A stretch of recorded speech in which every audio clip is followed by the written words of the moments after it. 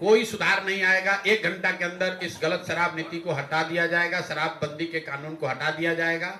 इसलिए कि पहली बात, शराबबंदी का जो ये कानून है, इस कानून में शराब बंद है ही नहीं, इसमें तो सिर्फ शराब की दुकान बंद है।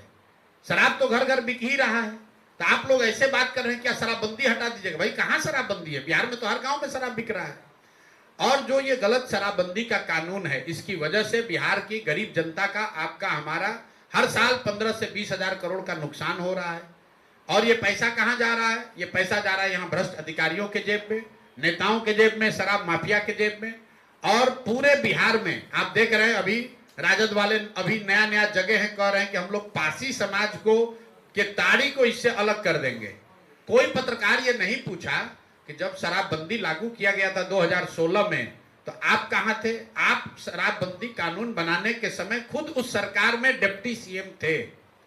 और मान लीजिए कि उसके बाद आपको समझ में आया कि पासी समाज के साथ गलती हो रहा है, तो अभी फिर 1.5 वर्ष आप डिप्टी सीएम थे, फिर उस समय सुधार देते। तो अभी चुनाव आया तो बापू सभागार में लबनी लेकर खड़ा होकर पासी समाज को बेवकूफ बनाने के लिए कह रहे हैं कि इसको हटा देंगे। जब सरकार में थे तो नहीं दिख रहा था ये बात। तो जो भी सरकार में नहीं रहता है कहता है कि शराब का माफिया है, और जैसे ही सरकार में जाता है कहता नहीं यही ठीक है। मेरा आपसे एक सुझाव है, जो भी नेता कहता है कि शराबबंदी से बड़ा फायदा है, महिलाओं का सशक्तिकरण हुआ है, इससे समाज में अपराध कम हुआ, अगर कोई ऐसा कहता है तो मेरा आपसे इतना ही विनम्र गुजारिश है, जरा उनसे पूछिए कि इतना बढ़िया योजना आप लोग बिहार ही के लिए क्यों लागू किए हुए हैं? अगर इतनी सफलता मिली है तो इस योजना को पूरे देश में लागू कर दीजिए। अरे भाई, भाजपाइयों से पूछिए कि इतना बढ़िया लड्डू बिहार के लोगों को काहे खिला रहे हो, यूपी में भी लागू करो। मोदी जी को कहो कि अगर क्या देश की महिलाओं का सशक्तिकरण नहीं होना चाहिए? अगर शराबबंदी से महिलाओं का सशक्तिकरण हो रहा है तो क्या देश की महिलाओं का सशक्तिकरण भाजपा नहीं चाहती है? भाई, ये बिहार की गरीब जनता को बेवकूफ बनाकर वोट लेने का एक कवायद है।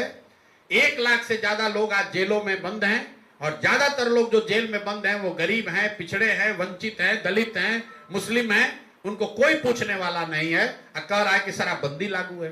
शराबबंदी लागू करके हजारों करोड़ रुपया जो कमाई हो रही है वो चली ना जाए, इसलिए कहता है कि इसको जारी रखना है।